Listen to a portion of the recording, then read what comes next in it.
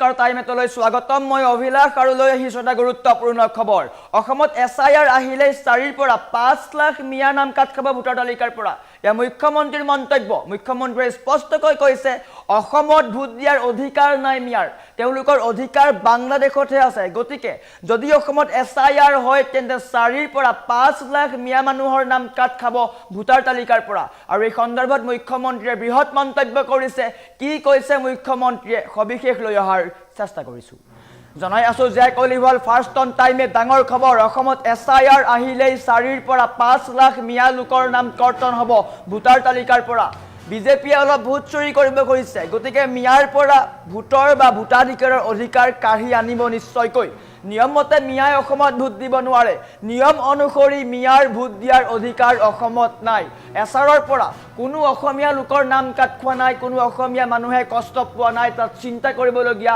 কোনো কাৰণ নাই অলপ মিয়াকহে কষ্ট দিয়া হৈছে গতিকে মিয়াই অলপ কষ্ট পাওক আমি তাত বেয়া পাবলগীয়া কোনো কথা নাই কোনো অসমীয়াই তাত বেয়া নাপায় মিয়াই বাংলাদেশতহে ভোট দিব পাৰে या মুখ্যমন্ত্ৰীৰ মন্তব্য অসমত নহয় মিয়াই ভোট দিব পাৰে বাংলাদেশত মিয়াই যাতে অসমত ভোট দিব নোৱাৰে তাৰ কাৰণে ব্যৱস্থাও কৰা হৈছে প্ৰাথমিক পৰ্যায়ত ব্যৱস্থা কৰা হৈছে या কেৱল এছআৰ হৈছে কেৱল প্ৰাথমিক কাৰ্যহে এছআৰৰ জৰিয়তে মিয়াক কষ্টহে দিয়া হৈছে কিন্তু যদি এছআইআৰ আহে তেন্তে 4ৰ পৰা 5 লাখ মিয়া মানুহৰ নাম ভোটাৰ তালিকাৰ পৰা কৰ্তন হ'ব এই ক্ষেত্ৰত কংগ্ৰেছে যদি সমালোচনা কৰে তেন্তে কৰিব পাৰে ইয়াত কোনো আপত্তি নাই মোৰ কামেই হৈছে মিয়াক কষ্ট দিয়া মই মুখ্যমন্ত্ৰীৰ দায়িত্ব লাভ কৰিছো কেৱল মিয়াক কষ্ট দিবলৈহে গতিকে মিয়াক কষ্ট দিবই লাগিব যদি মিয়াই কষ্ট নাপায় তেন্তে উজনিলৈও যাব দেখিবলৈ পাইছিলে সকলোৱে কি ধৰণে উজনিত মিয়াই গ্ৰাস কৰিছিলে অসমীয়াৰ ভূমি তিনিচুকীয়াটো হিন্দুৰ পৰিমাণতকৈ মিয়াৰ মাটি ক্ৰয়ৰ পৰিমাণ বেছি গতিকে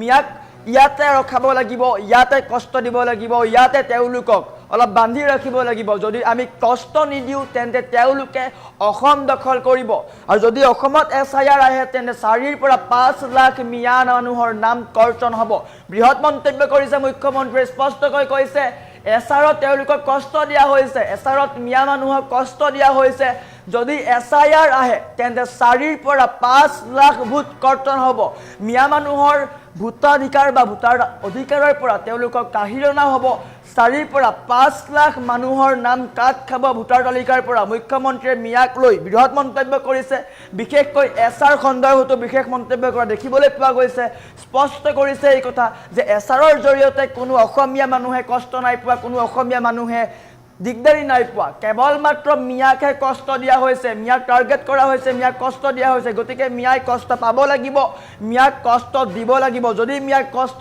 নিদিও তেন্তে তেওঁলোকে অসম দখল কৰিব বা তেওঁলোকে মূৰৰ ওপৰত উঠিব গতিকে ইয়াতে তেওঁলোকক ৰখাব লাগিব যদি অসমত এছআইআৰ হয় তেন্তে 4ৰ পৰা 5 লাখ ভোট কৰ্তন হ'ব মিয়াৰ এই সন্দৰ্ভত মুখ্যমন্ত্ৰীয়ে বৃহৎ মন্তব্য কৰিছে কি কৈছে মুখ্যমন্ত্ৰীয়ে মন্তব্য আহি পৰিছে এক্সক্লুসিভ মন্তব্য দেখুৱাই লোৱাৰ চেষ্টা কৰিছো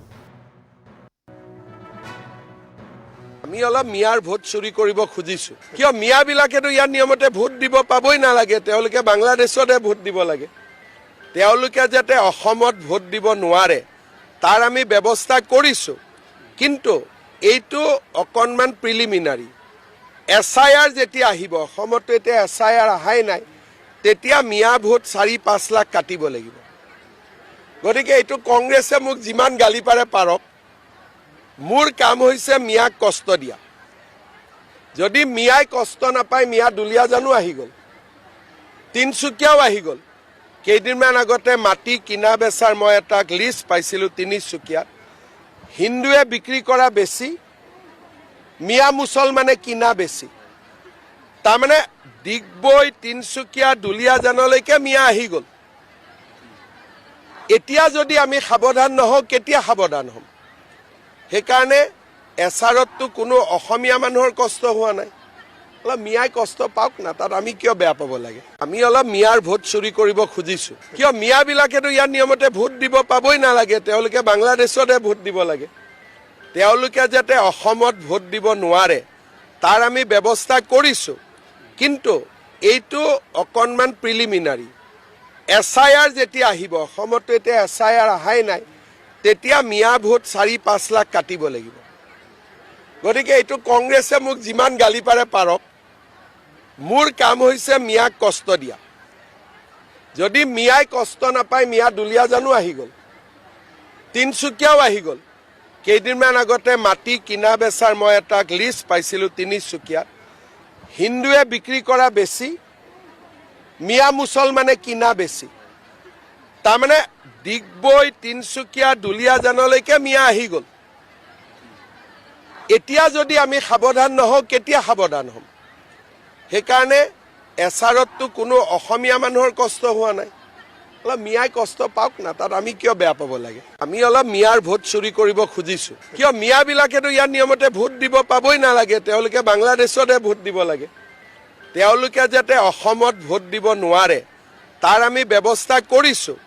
কিন্তু এইটো অকণমান প্ৰিলিমিনাৰী। SIR যেতিয়া আহিব, অসমতো এতিয়া SIR অহাই নাই, তেতিয়া মিয়া ভোট 4-5 লাখ কাটিব লাগিব। গতিকে এইটো কংগ্ৰেছে মোক যিমান গালি পাৰে পাৰক, মোৰ কাম হৈছে মিয়াক কষ্ট দিয়া। যদি মিয়াই কষ্ট নাপায়, মিয়া দুলীয়াজানো আহি গ'ল, তিনিচুকীয়াও আহি গ'ল। কেইদিনমান আগতে মাটি কিনা বেচাৰ মই এটা লিষ্ট পাইছিলোঁ তিনিচুকীয়াত। হিন্দুৱে বিক্ৰী কৰা বেছি, মিয়া মুছলমানে কিনা বেছি। তাৰমানে ডিগবৈ, তিনিচুকীয়া, দুলীয়াজানলৈকে মিয়া আহি গ'ল। এতিয়া যদি আমি সাৱধান নহওঁ, কেতিয়া সাৱধান হ'ম? সেইকাৰণে এছাৰততো কোনো অসমীয়া মানুহৰ কষ্ট হোৱা নাই। অলপ মিয়াই কষ্ট পাওক না, তাত আমি কিয় বেয়া পাব লাগে? আমি অলপ মিয়াৰ ভোট চুৰি কৰিব খুজিছোঁ। কিয় মিয়াবিলাকেতো ইয়াৰ নিয়মতে ভোট দিব পাবই নালাগে, তেওঁলোকে বাংলাদেশতে ভোট দিব লাগে। তেওঁলোকে যাতে অসমত ভোট দিব নোৱাৰে তাৰ আমি ব্যৱস্থা কৰিছোঁ। কিন্তু এইটো অকণমান প্ৰিলিমিনাৰী।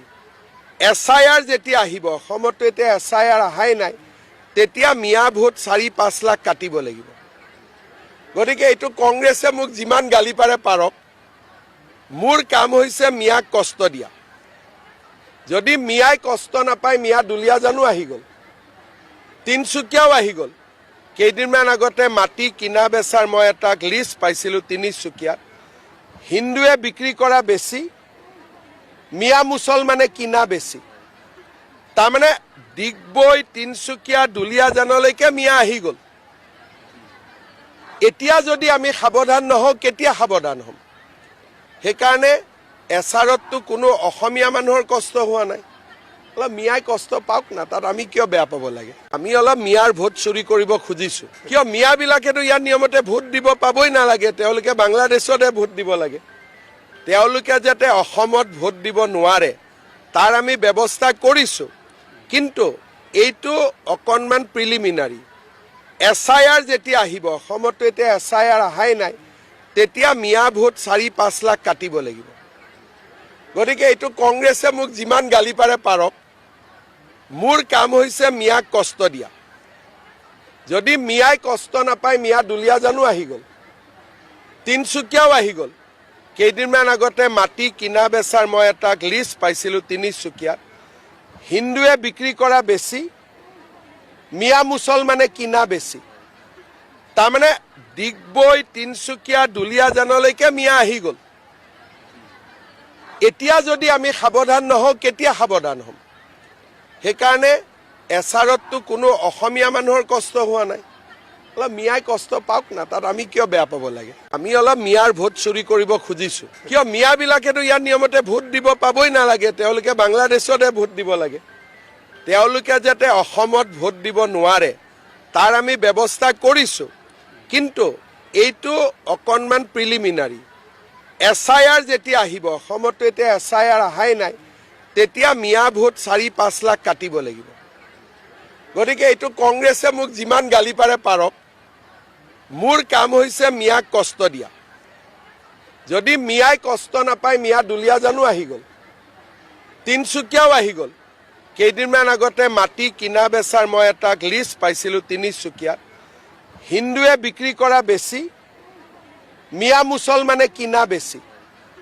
তাৰমানে ডিগবৈ, তিনিচুকীয়া, দুলীয়াজানলৈকে মিয়া আহি গ'ল। এতিয়া যদি আমি সাৱধান নহওঁ, কেতিয়া সাৱধান হ'ম? সেইকাৰণে এছাৰততো কোনো অসমীয়া মানুহৰ কষ্ট হোৱা নাই। অলপ মিয়াই কষ্ট পাওক না, তাত আমি কিয় বেয়া পাব লাগে? আমি অলপ মিয়াৰ ভোট চুৰি কৰিব খুজিছোঁ। কিয় মিয়াবিলাকেতো ইয়াৰ নিয়মতে ভোট দিব পাবই নালাগে, তেওঁলোকে বাংলাদেশতে ভোট দিব লাগে। তেওঁলোকে যাতে অসমত ভোট দিব নোৱাৰে তাৰ আমি ব্যৱস্থা কৰিছোঁ, কিন্তু এইটো অকণমান প্ৰিলিমিনাৰী।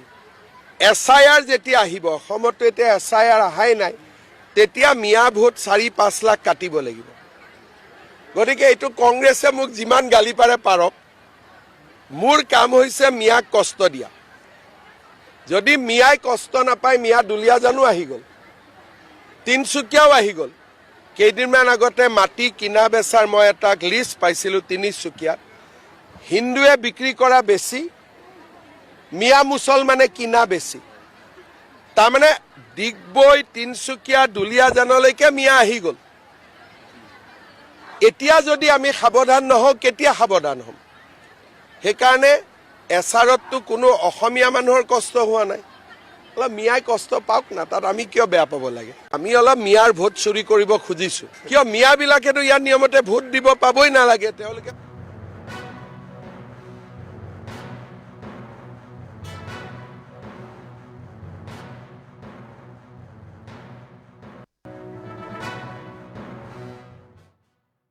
নমস্কাৰ, টাইমলৈ স্বাগতম। আপুনি গুৱাহাটীৰ বাসিন্দা নেকি? যদি আপুনি গুৱাহাটীৰ বাসিন্দা তেন্তে আপোনাৰ কাৰণে এই খবৰটো। গুৱাহাটী পৌৰ নিগমৰ সহযোগত টাইম 8 লৈছে এক বিশেষ পদক্ষেপ। যদি আপোনাৰ অঞ্চলত জাবৰ জোথৰ পৰি আছে তেন্তে আপুনি এতিয়াই ফটো মাৰি দিয়ক time8.in লৈ। 24 ঘণ্টাৰ পিছতেই আপোনাৰ অঞ্চললৈ যাব গুৱাহাটী পৌৰ নিগম আৰু 24 ঘণ্টাৰ ভিতৰতে আপোনাৰ অঞ্চল পৰিষ্কাৰ কৰা হ'ব। গুৱাহাটী পৌৰ নিগমৰ সহযোগত টাইম 8 স্বচ্ছ নগৰ শ্ৰেষ্ঠ নগৰ পদক্ষেপ লৈছে। গতিকে এই পদক্ষেপত আপুনিও সহযোগ কৰক আৰু এগৰাকী সচেতন নাগৰিক হিচাপে আপুনিও অংশীদাৰ হওক। টাইম 8 এই পদক্ষেপত কেনেকৈ আপুনিও কৰিব সহযোগ, সেই সন্দৰ্ভত লৈ আহিছোঁ এই বিশেষ প্ৰতিবেদন। টাইম 8 আৰু গুৱাহাটী পৌৰ নিগমৰ বিশেষ পদক্ষেপ। টাইম 8 স্বচ্ছ নগৰ শ্ৰেষ্ঠ নগৰ। এই পদক্ষেপত যোগদান আৰু সহযোগ কৰাৰ বাবে নিয়মসমূহ জানি লওক। প্ৰথমতে আপুনি www.time8.in ৱেবছাইটলৈ যাব লাগিব। ৱেবছাইটলৈ যোৱাৰ লগে লগেই হোম পেজত দেখা পাব টাইম 8 স্বচ্ছ নগৰ শ্ৰেষ্ঠ নগৰৰ বেনাৰ, আৰু তাৰ তলতে আপোনালোকে দেখা পাব আপলোড ফটো অপশ্যন। আপলোড ফটোত গৈ আপুনি ক্লিক কৰক। ক্লিক কৰাৰ লগে লগেই প্ৰথমতে এণ্টাৰ কৰক আপোনাৰ নাম। ইয়াৰ পাছত আপোনাৰ ফোন নাম্বাৰ আৰু আপোনাৰ ইমেইল এড্ৰেছ তাত দি দিব। ইয়াৰ পাছতেই আপোনাৰ লোকেলিটি বা অঞ্চলটোৰ কথা লিখি দিব। উদাহৰণস্বৰূপে অঞ্চলটো যদি জু ৰোড হয় সেই কথা স্পষ্টভাৱে তাত উল্লেখ কৰি দিব। আৰু ইয়াৰ পাছত জাবৰৰ ফটোখন আপুনি আপলোড কৰি দিব। সম্পূৰ্ণ প্ৰক্ৰিয়া হোৱাৰ পাছত ছাবমিট বটনত ক্লিক কৰি দিব। মাত্ৰ এইকেইটা কাম কৰাৰ লগে লগেই আপোনাৰ ফটোগ্ৰাফ লাভ কৰিব আমাৰ টীমে আৰু জনোৱা হ'ব GMCক। মাত্ৰ 24 ঘণ্টাৰ ভিতৰতেই আপোনাৰ সমস্যাৰ সমাধান দিয়া হ'ব আৰু তাৰ পাছত টাইম 8ৰ ৱেবছাইটত উপলব্ধ হ'ব আগৰ আৰু পাছৰ ফটোৰ তুলনামূলক ছবি। অৰ্থাৎ জাবৰৰ ফটো দিয়াৰ সময়ত আপোনাৰ অঞ্চলটো কেনেকুৱা আছিল আৰু GMCয়ে চাফাই অভিযান চলোৱাৰ পাছত বৰ্তমানৰ ছবি কেনেকুৱা। ইয়াৰ জৰিয়তে এগৰাকী সচেতন নাগৰিক হিচাপে এই পদক্ষেপত আপুনি অংশগ্ৰহণ কৰক আৰু গুৱাহাটীক এখন স্বচ্ছ আৰু নিকা নগৰ হিচাপে গঢ়ি তোলাৰ এই মহান কাৰ্যৰ আপুনিও অংশীদাৰ হওক। টাইম 8 স্বচ্ছ নগৰ শ্ৰেষ্ঠ নগৰ।